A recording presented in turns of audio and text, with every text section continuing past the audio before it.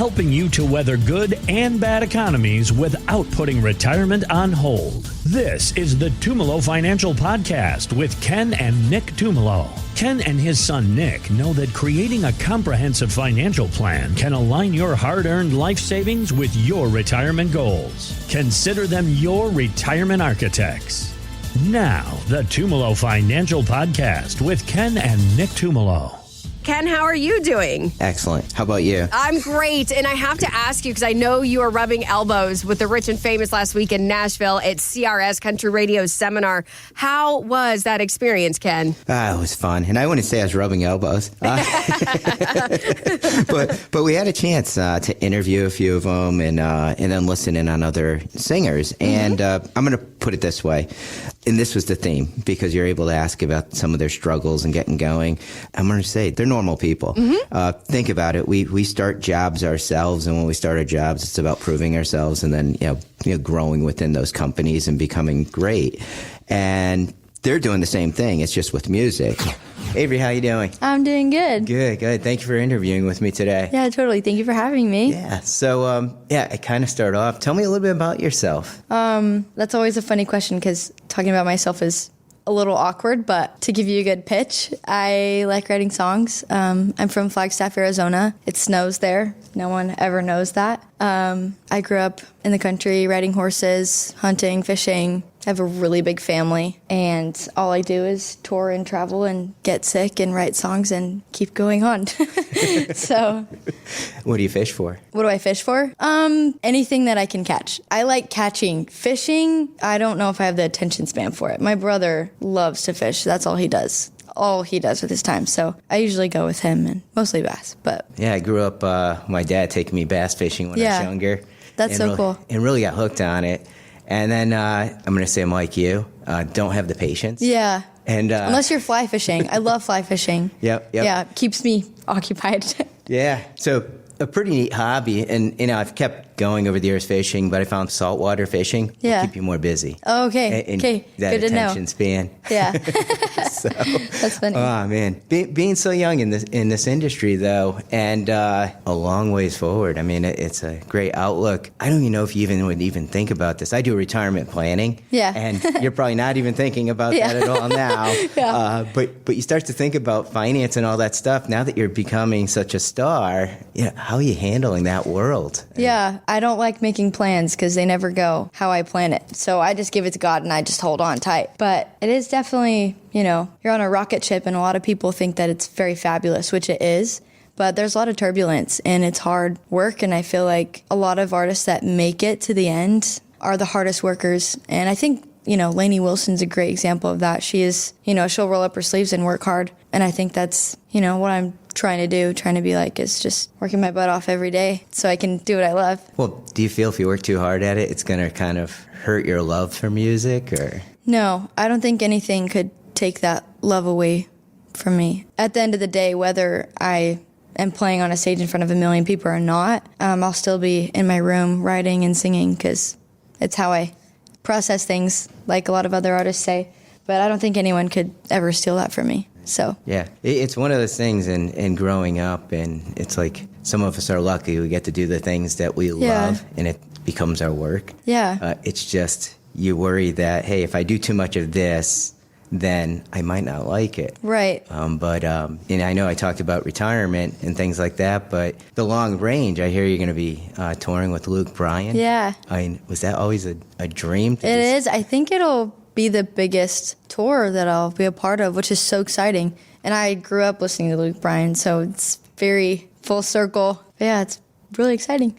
And do you ever view, kind of looking forward, viewing yourself as one day upcoming artists are going to be like, oh yeah, I'm getting to tour with you? Yeah, I mean, hopefully I can get there. I like to make big goals. I don't plan, really.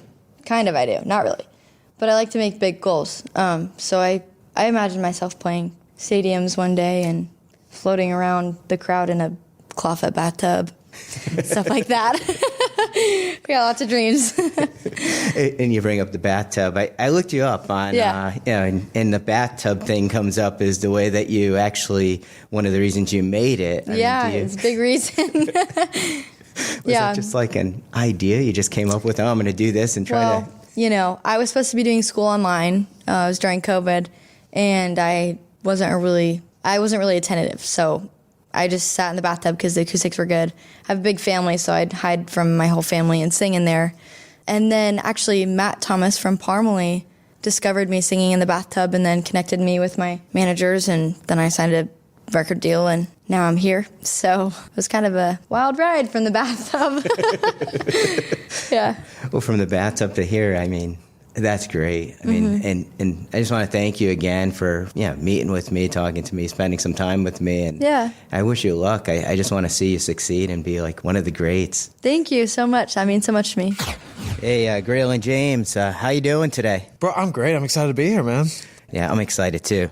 Just getting a chance to talk to you, interview you today. I mean, I know you've had a great career of writing, and now you're out there singing. Tell me a little bit about that. Oh, bro, it's been a while, just past decade in my life. You know, I moved here and thought I was gonna be a massive country music star right off the bat. I was 18 years old, coming from Knoxville, and it took a lot longer. I figured out that the songs I was writing back when I was in high school about the girls I had crushes on were not good songs, and I had to get better writing songs. So I fell in love with country music songwriting, and I really got into the scene here. And then before I knew it, people were recording the songs I was writing. And then before I knew it, those guys were like, hey, man, you need to get back into the singing part of it, go on tour. And so it's been really cool. The songs I've written for other artists, those artists have taken me on tour and shown me how to see both sides of it. So it's been great. And kind of like would you call it almost a new chapter in your life? Absolutely. It definitely feels like a turning of the page. I feel completely different than I did a few years ago.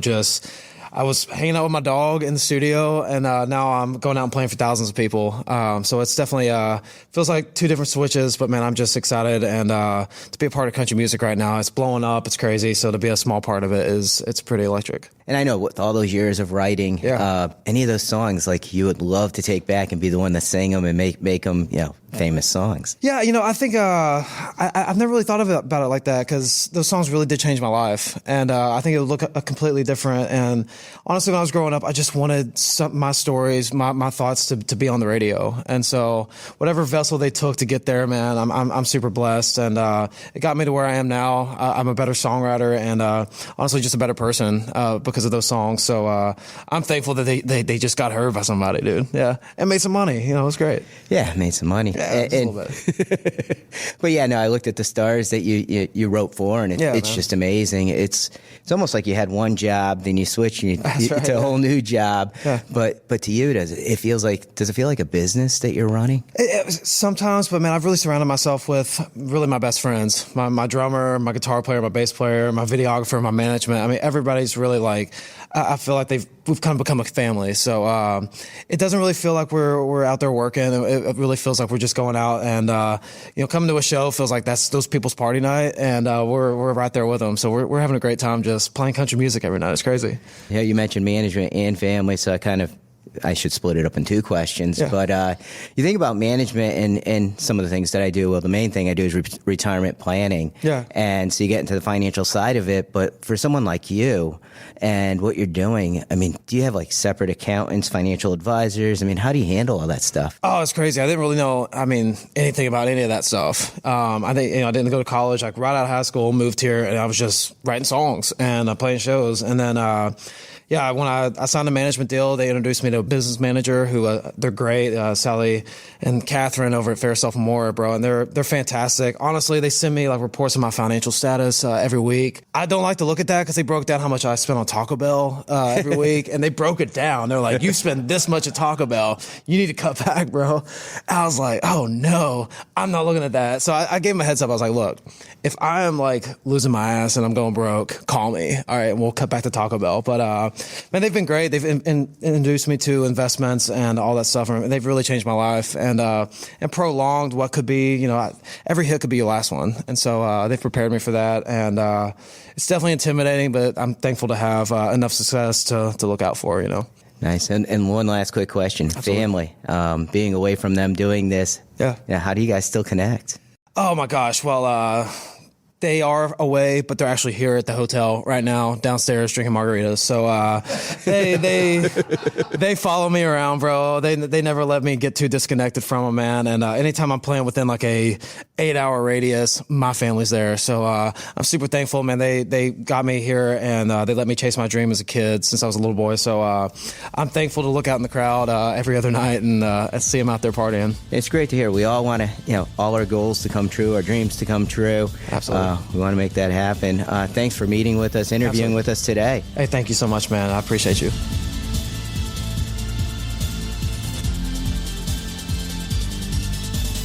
Investment advice offered through Tumolo Wealth Management, a Connecticut-registered investment advisor. Content contained herein should not be construed as an offer or solicitation for investment advice or for the purchase or sale of any security, insurance, or other investment product. Please consult with a qualified financial, tax, accounting, or legal professional before implementing any ideas or strategies discussed here.